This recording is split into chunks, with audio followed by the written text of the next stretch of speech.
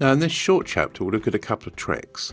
As I've already indicated, when you write text within the body text area of your website, you should use natural sounding paragraphs, and ideally what you want to do is try and, as much as possible, stuff these paragraphs with your essential keyword phrases, but without overdoing it.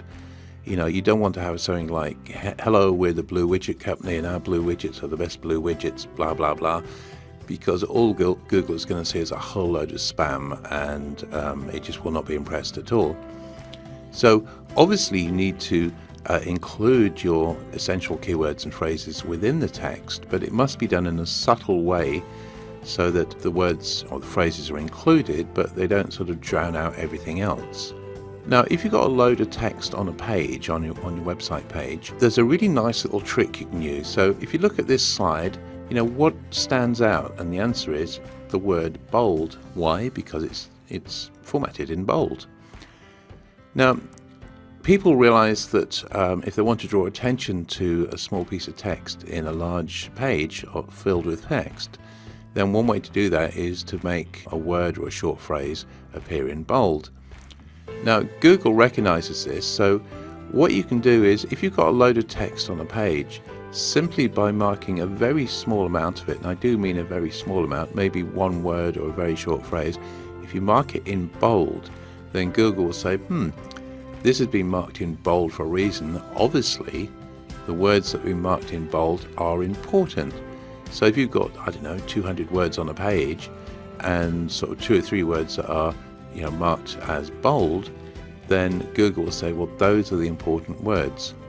When I say 2 or 3 words, I mean 2 or 3 words that are next to each other, part of a sentence or something. What you don't want to do is to just pick out all your important keywords on a page and make sure each one of those is displayed in bold, because Google will not be impressed by that at all.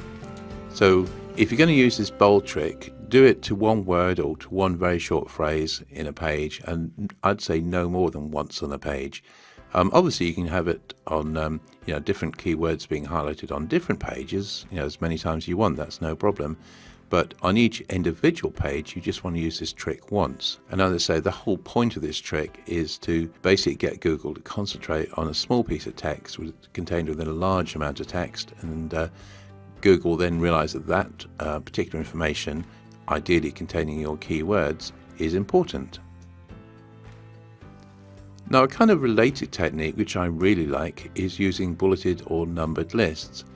As I've already indicated, what you want is well-written text that has a few of your keywords maybe sprinkled within it, but they're kind of spaced out to some extent, and it's not overdone. What you don't want is, in my case, I do SEO training, I do WordPress training, and I do YouTube training, amongst other things. So I don't want those sort of those phrases just sort of splattered all over the content. What I want to do is to maybe use those phrases as headings, or headers rather, within a page. I want to be reasonably subtle about it. However, there is a nice feature you can use. If, as you can see here, I've got 3 lines: SEO training, WordPress training, YouTube training.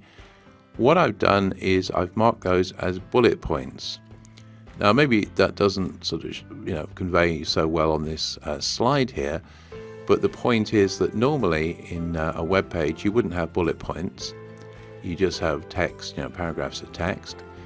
And as I said, normally you would have well-written text, and you wouldn't sort of concentrate your keywords, too closely together for fear of Google, taking offense. But simply by putting them into bulleted items like this, Google understands that people like bulleted points. It's quite acceptable. So this is a kind of a way of concentrating your SEO, if you like, because you can have a number of different items. Don't overdo it, as always, but you can have a number of different items in a couple of short bullet points. And as I say, it's a way of just packing your keywords into a page. Again, providing you don't overdo it. You don't want to do this on every single page, but just sort of sprinkle this idea through your website. You can use numbered lists or bulleted lists. It's exactly the same effect. And as I say, think of it as a way of concentrating your keywords without it being classed as spam.